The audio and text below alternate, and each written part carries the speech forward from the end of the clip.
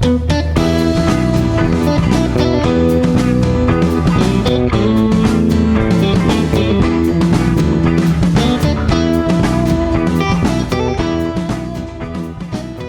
わず女房。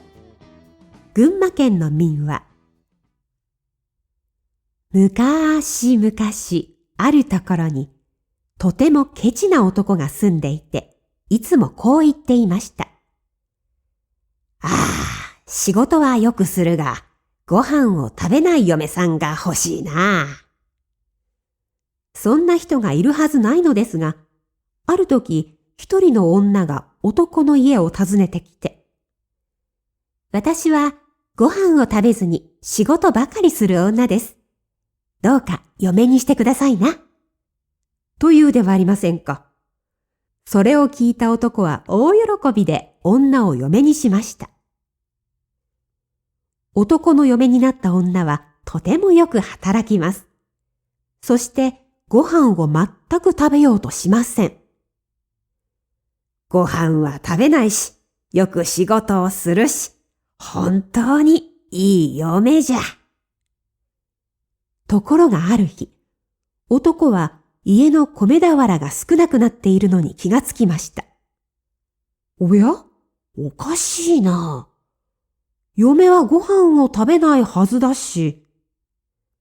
とりあえず男は嫁に聞いてみましたが、いいえ、私は知りませんよ。というのです。あんまり変なので、次の朝、男は仕事に行くふりをして、家の天井に隠れて見張っていました。すると、嫁は蔵から米を一俵担いできて、どこからか持ってきた大きな釜で一度にご飯を炊き上げました。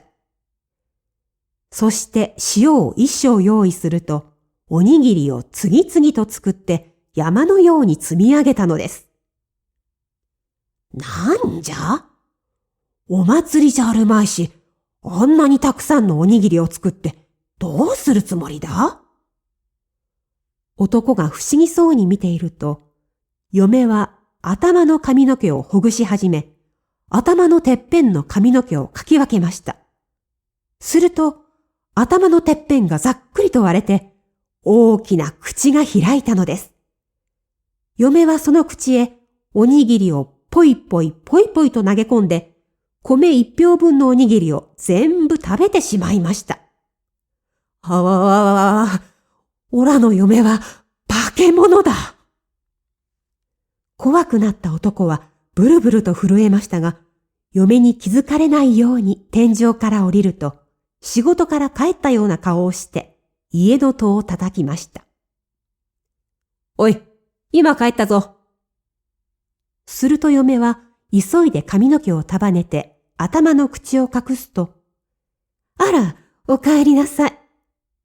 と笑顔で男を出迎えました。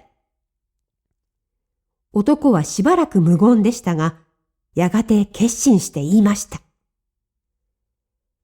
嫁よ、実は今日山に行ったら山の神様からお告げがあってな。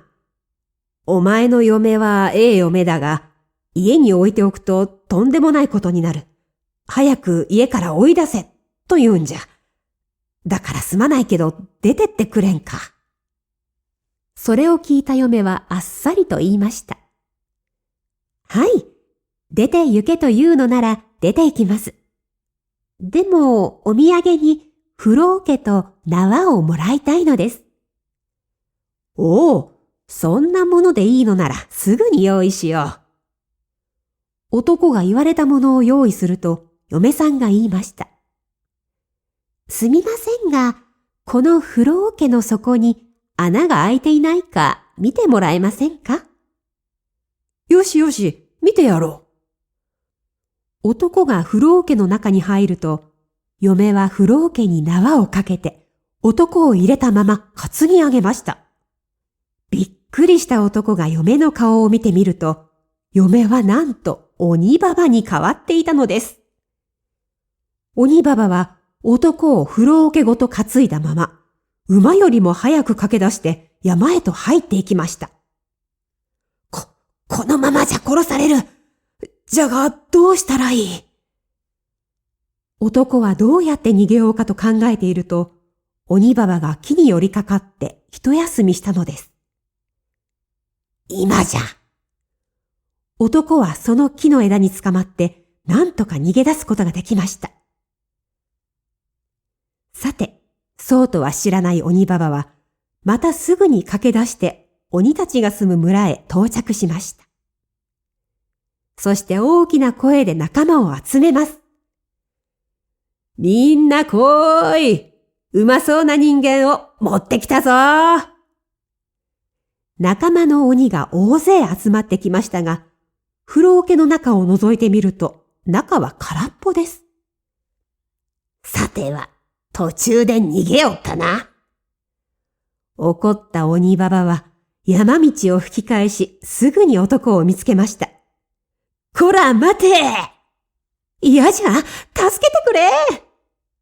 鬼ババの手が男の首にかかる寸前、男は草むらへ飛び込みました。すると鬼ババは、男の飛び込んだ草むらが怖いらしくて、草むらの中に入ってこようとはしません。男はブルブル震えながら一生懸命に念仏を唱えます。何万ダブー、何万ダブー。鬼ババは草むらの周りをうろうろしていましたが、やがて諦めて帰っていきました。助かった。しかし、なんで助かったのじゃろう。実は、男の飛び込んだ草むらには、菖蒲がいっぱい生えていたのです。鬼ババは、菖蒲の葉が刀に見えて、入ってこれなかったのです。その日がちょうど5月5日だったので、今でも5月5日の節句には、魔除けとして屋根へ菖蒲を刺すところがあるのです。おしまい。